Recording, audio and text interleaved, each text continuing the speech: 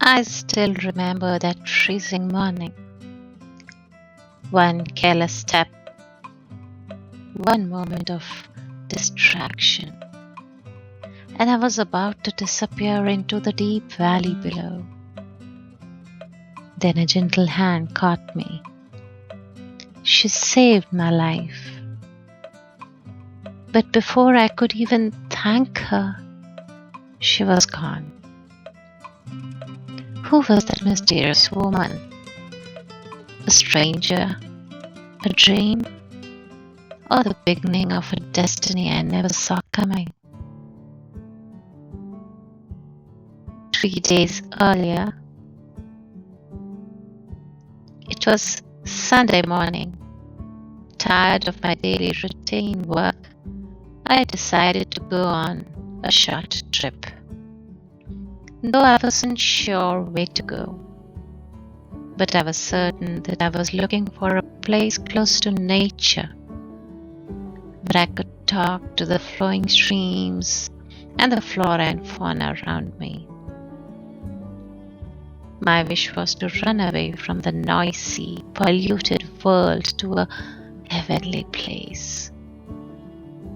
I wanted a completely secluded place where I could be with myself and nature, with no disturbance from the men of this deadly world. The next day, I took official leave from my office for 10 days and began to think of my ultimate destination. Shimla, my heart cried out.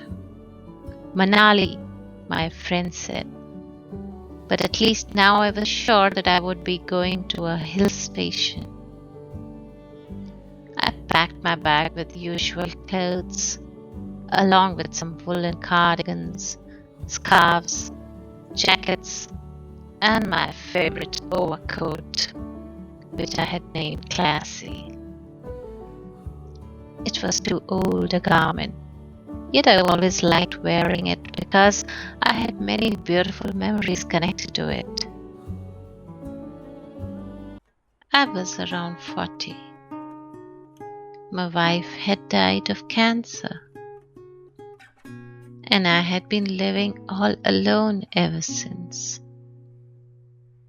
She was a very beautiful maiden, and the disease was quite the contrary, wicked and ugly.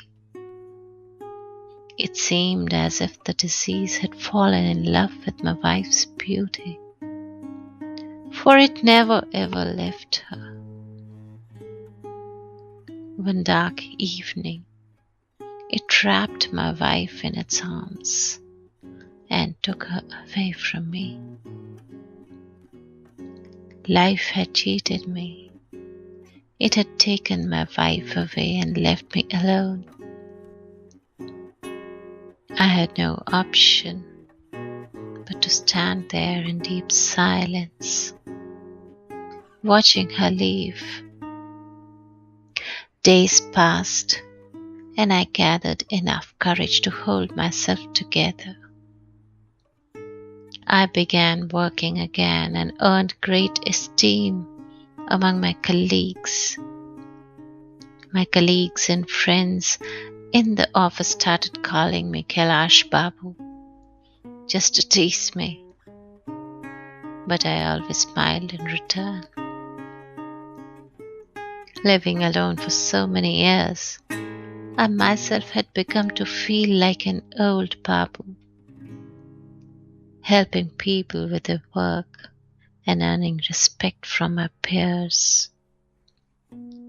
My boss was a gentleman.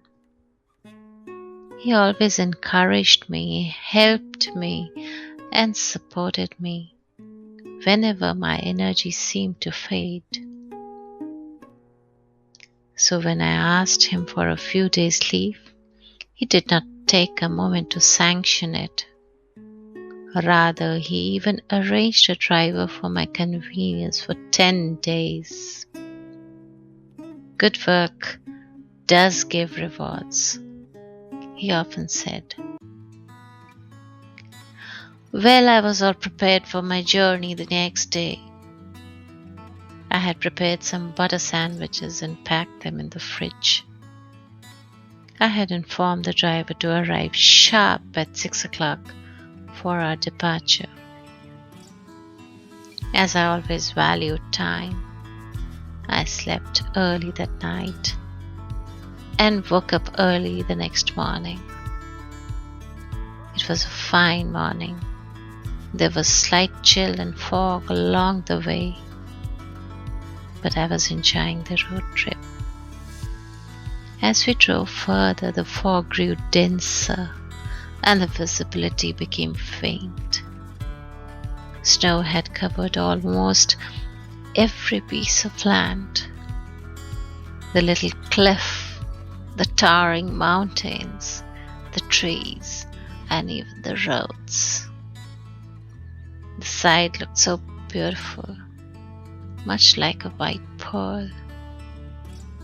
We took a short break and stopped at an inn built on a protruding hilltop. It had long glass windows overlooking the valley, allowing visitors to enjoy the breathtaking view while sipping tea or having refreshments. An extended passage led to a small roundabout that was still under construction. Although the passage was almost complete, part of the railing was yet to be installed. Being a nature lover, I stepped outside after finishing my sandwiches and tea.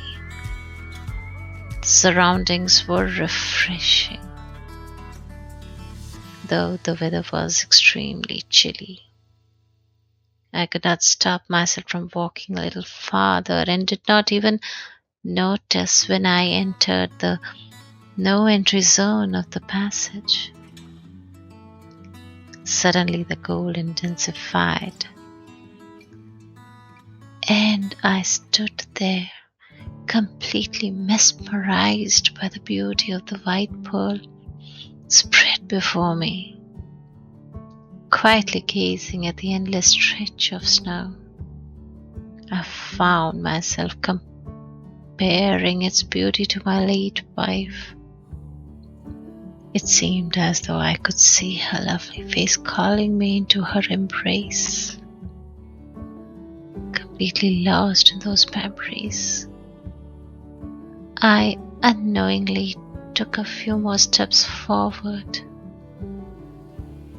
and in my absent-mindedness, the snow beneath my shoes suddenly gave way, and I was about to fall into the deep valley when a gentle hand firmly held my arm and pulled me back. It felt as though I had suddenly awakened from a dream. Oh! I would have almost fallen into this deep valley if your hand had not saved me, I said. As I lifted my eyes to see my savior, I found a lady standing before me. I extended my hand to thank her, but before she could respond, her children called out her, and she hurried away, leaving me standing there. Just then my driver came running towards me. What happened, Kailash Babu? Are you all right? There is nothing to worry about, I replied. Just help me get back to the car. My limbs have frozen. He supported me back to the car and we resumed our journey. Feeling much colder now, partly because of the incident that had just taken place, I requested the driver not to stop anywhere else and to continue driving until we reached our destination. I wrapped myself in a warm shawl, closed my eyes, and tried to sleep, knowing that the remaining route was full of winding mountain roads. The driver switched on the FM radio and said, "You go to sleep, Kailash Babu. I'll wake you when we reach Shimla." I kept my eyes closed, but the face of my mysterious savior kept appearing before me. Though I had seen only a brief glimpse of her, she had somehow managed to occupy my thoughts. The gentle touch of her hand and the way she had hurried away to her children somewhat fascinated me. Everything had happened so quickly that I wondered whether it had all been a dream or merely my imagination. One question refused to leave my mind. Had she really been there? Or had loneliness created an angel only I could see? Finally, the car disappeared into the misty mountain road. Far behind us, the mysterious woman stood silently on the hill, watching our car disappear into the distance.